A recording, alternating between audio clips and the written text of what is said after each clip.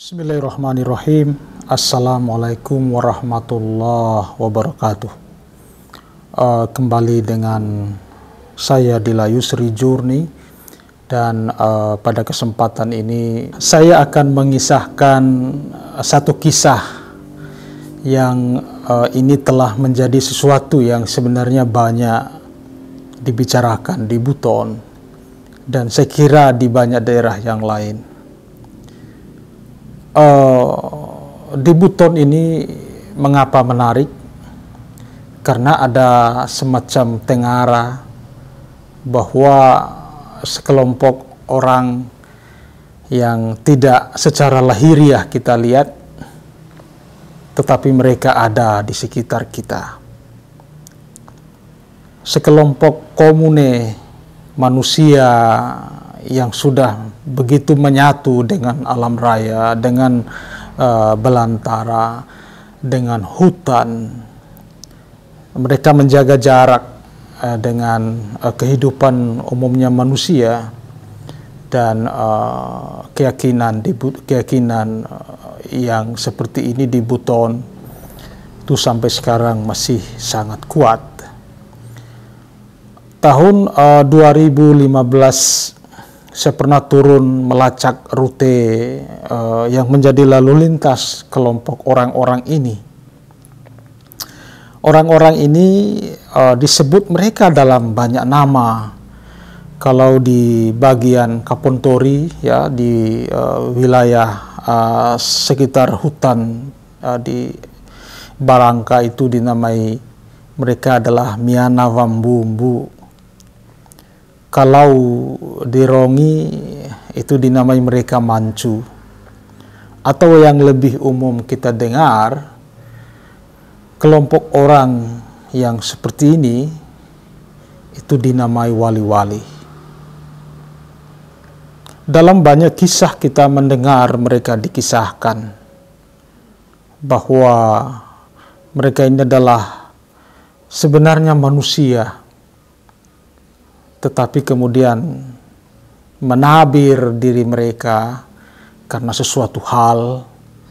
Ada yang menyebut karena persoalan politik, mereka tidak mau tunduk pada kekuasaan yang tidak mereka setujui, sehingga kemudian mereka keluar dari wilayah yang dikuasai itu dan kemudian menempati hutan dengan kemampuan mistik mereka, kemudian melabiri komunitas mereka itu dengan sesuatu yang menjadikan orang-orang tidak melihat mereka, tetapi mereka dapat melihat kita dan umumnya manusia. Tahun 2015 saya pernah memasuki hutan di Kalangana di selatan Buton di Batauga, sebuah gunung yang memang dikeramatkan oleh tokoh-tokoh adat di situ.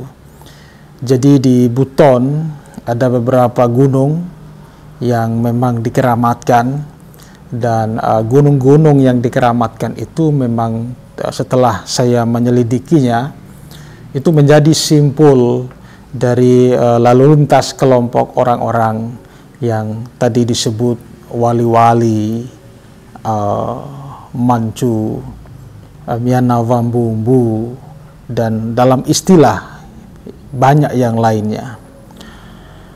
Apa yang menarik dari kelompok ini? Saya pernah menemui banyak orang, tetapi dari banyak yang saya temui itu hanya ada sangat sedikit yang ternyata secara langsung pernah berinteraksi dengan mereka. Pernah bahkan ada yang menikah dengan mereka. Ketika saya turun dari Kalangana dan kemudian berjalan menyusur tepian hutan konservasi di Lawela, saya bertemu dengan seseorang yang dia ternyata sudah berkebun lama di situ dan tinggal di situ. Saya kemudian coba mendekatinya dan menanyainya. Beliau bersedia untuk saya tanyai, dan sesuatu yang kemudian juga menarik bagi dia adalah kisah bahwa dia pernah menikah dengan perempuan dari kelompok yang kita mengenalnya sebagai wali-wali, atau mungkin lebih familiar kita mendengarnya sebagai bunian. Dari orang tua ini saya mendengar banyak kisah yang tentu saja menurut saya menarik, karena kisah yang disampaikannya itu terkait dengan jalur rute yang biasa pasti dilalui oleh komune orang wali-wali itu. Misalnya bagaimana mereka berjalan dari Kalangana melalui Wakaukili dan kemudian sampai ke Siontapina, atau beberapa yang lain melalui Kapontori masuk ke Lambosango, dan bahkan ada yang dalam bahasa mereka disebut terbang gitu, karena menurut sebagian orang atau bahkan kebanyakan orang meyakini bahwa mereka bisa berpindah tempat itu dalam hanya sekedipan mata, begitu cepat. Ini tentu sesuatu yang mungkin irasional, itu tidak memasuki akal sehat kalau kita memikirkannya, tetapi itu adalah realitas yang terjadi dari yang diceritakan oleh seseorang yang saya temui di kebunnya itu. Dia mengisahkan tidak hanya kisah dirinya dengan perempuan wali-wali itu, dia juga mengisahkan tetangga dia berkebun, seorang perempuan dari salah satu kampung di pinggir Bau-Bau. Dia juga berkebun di situ dan sering betul didatangi oleh orang yang berpakaian hitam-hitam dengan penutup kepala yang juga hitam, dan kemudian ternyata diidentifikasi orang itu adalah kelompok yang tadi disebut sebagai wali-wali. Orang ini kemudian membawa perempuan itu, dan perempuan itu tidak pernah lagi kembali sampai kira-kira setelah 4 tahun dia muncul kembali di kebunnya itu dan melihat anak-anaknya yang ternyata sudah ditinggalkan cukup lama. Tetapi tidak lama dia di situ, kira-kira sekitar tidak sampai semingguan menghilang lagi dan sampai sekarang tidak pernah lagi pulang. Itu kisah yang terus memantik saya untuk lebih jauh mengeksplor terkait dengan bunian ini, karena menurut saya ini sesuatu yang menarik dan menjadi sebuah pengetahuan yang perlu untuk disampaikan ke publik. Dari hutan Kalangana saya turun ke Lawela, dan saya menemukan informasi bahwa jalur perlintasan yang biasa dilalui mereka itu juga melalui Gunung Tombuku dan terus turun ke lereng Gunung Sangya Wakaukili. Saya kemudian waktu itu bergegas ke Wakaukili dan menemui beberapa orang di sana, orang-orang yang menurut saya memang punya pengetahuan dalam dunia mistik dan yang gaib seperti itu. Dari mereka saya menambah kuat keinginan untuk terus mencari tahu, melacak jejak, dan yang paling penting adalah memastikan bahwa benar kisah orang-orang yang tidak kelihatan itu adalah memang benar, tidak merupakan sebuah dongeng belaka. Di Wakaukili saya menemui seseorang yang dari dia kemudian saya mendapatkan informasi bahwa orang-orang itu masih ada sampai sekarang, dan bahkan dia sendiri terus berhubungan dengan mereka. Perhubungan dengan mereka itu dikaitkan oleh sebuah garis terah yang ternyata sama.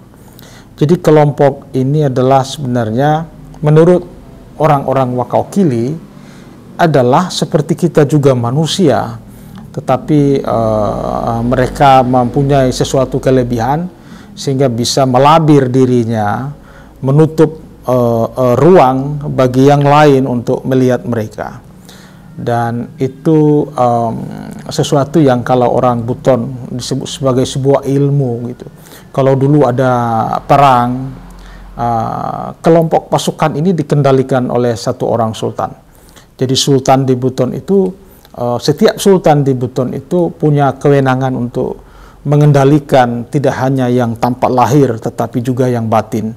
Dan sekelompok pasukan ini memang dahulu ternyata sering digerakkan oleh yang punya otoritas, yaitu sultan.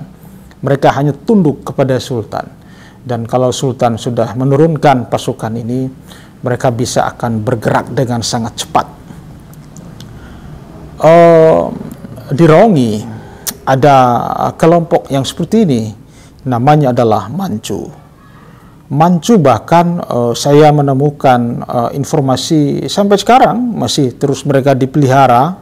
Dulu yang menjadi pimpinan bagi kelompok ini seorang yang dinamai Ma Jandao, dan yang sekarang yang terus memelihara dan merawat kelompok ini adalah yang menjadi turunan terah dari Ma Jandao. Di Rongi kisah ini ditutup sangat rapat.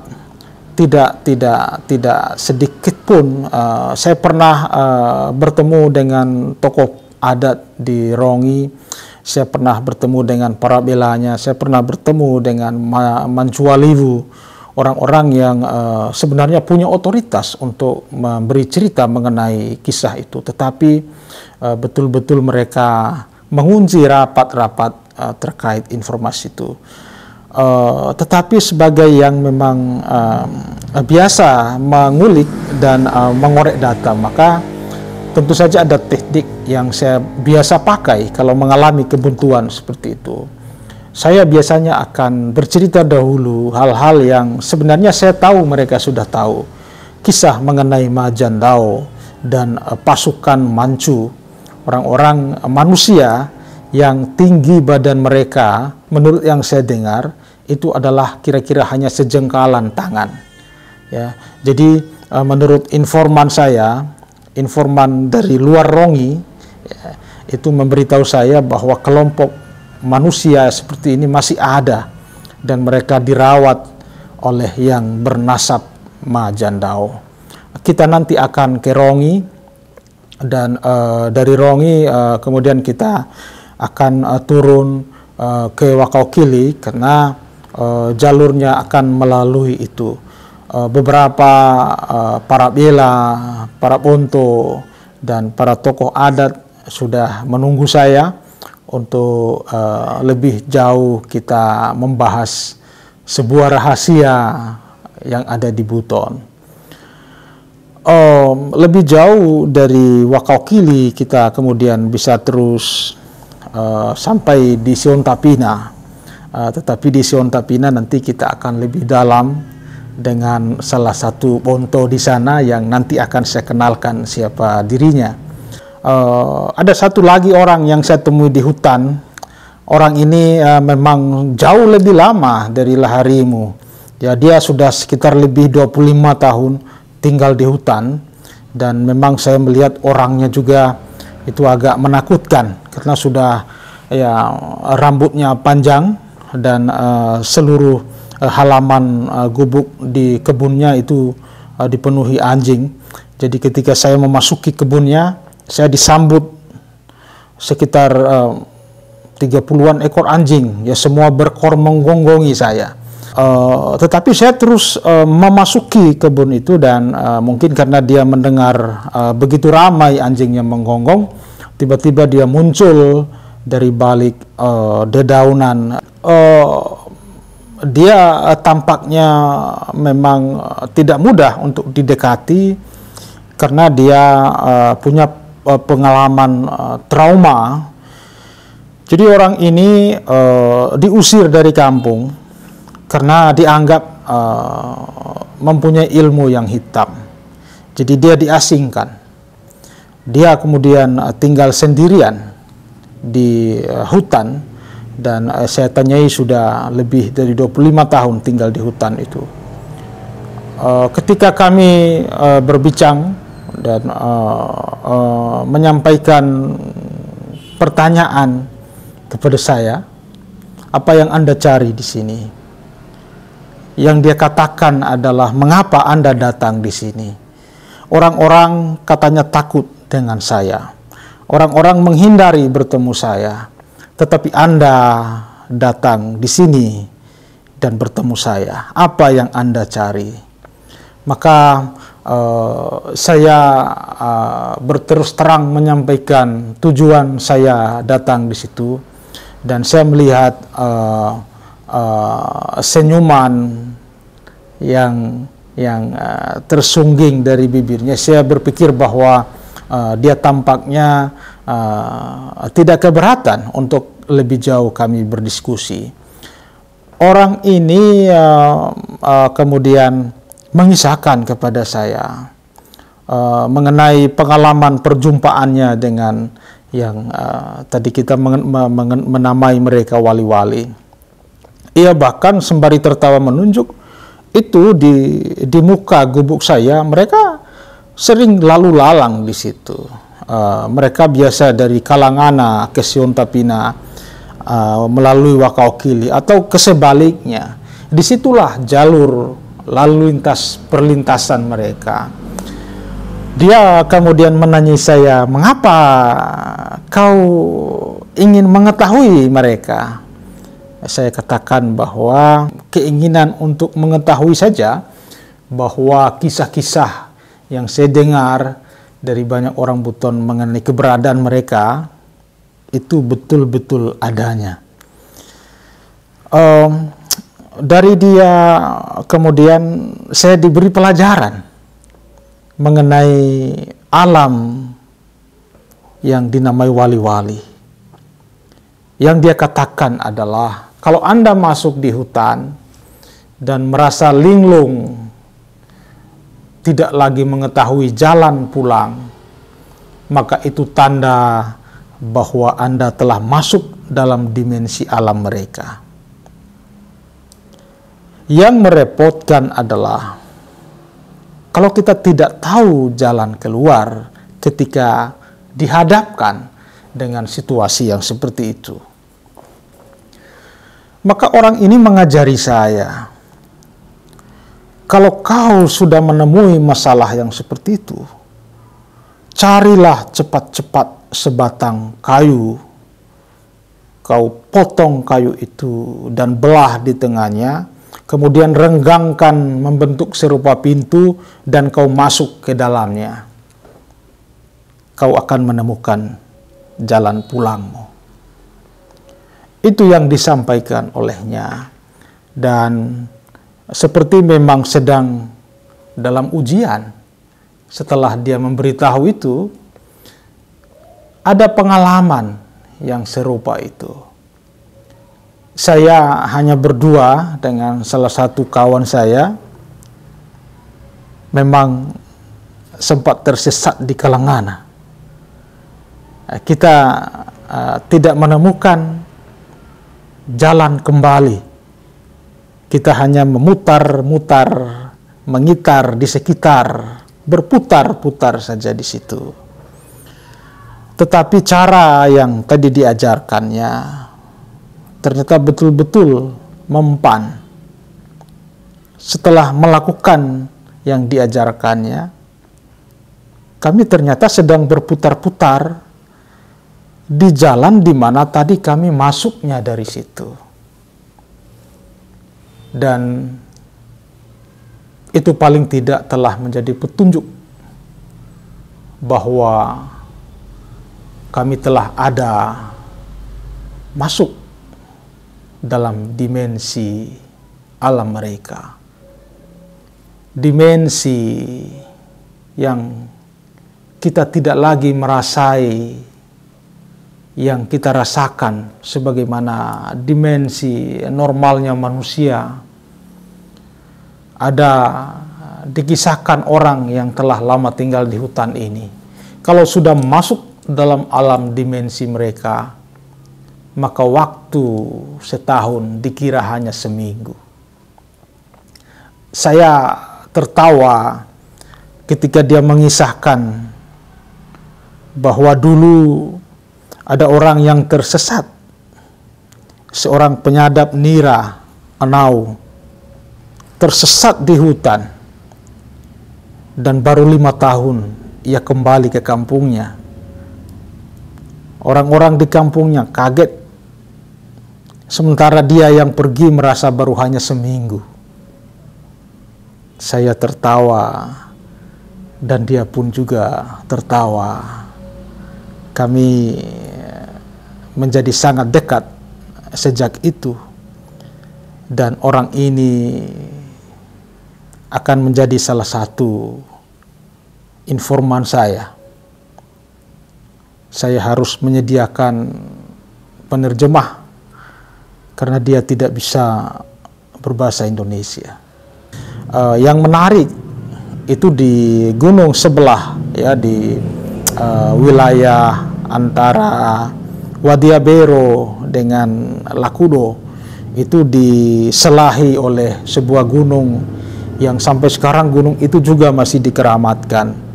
Namanya Gunung Panggilia, atau sebagian orang di Wadiabero menyebutnya sebagai Gunung Murhum. Gunung itu pada puncak bukitnya dinamai Bukit Kijula. Kita tahu semua bahwa Kijula adalah kakeknya memang Laki Laponto, kakeknya Murhum. Jadi kisah mengenai orang-orang wali-wali yang melintas dari Gunung Panggilia, kemudian menyeberang ke Kapuntori melalui Barangka, akhirnya juga ke Siontapina, akan nanti saya kisahkan dengan para narasumber saya. Semua mereka adalah tokoh adat yang punya pengalaman, tidak hanya bertemu, bahkan ada yang menikah dengan wali-wali.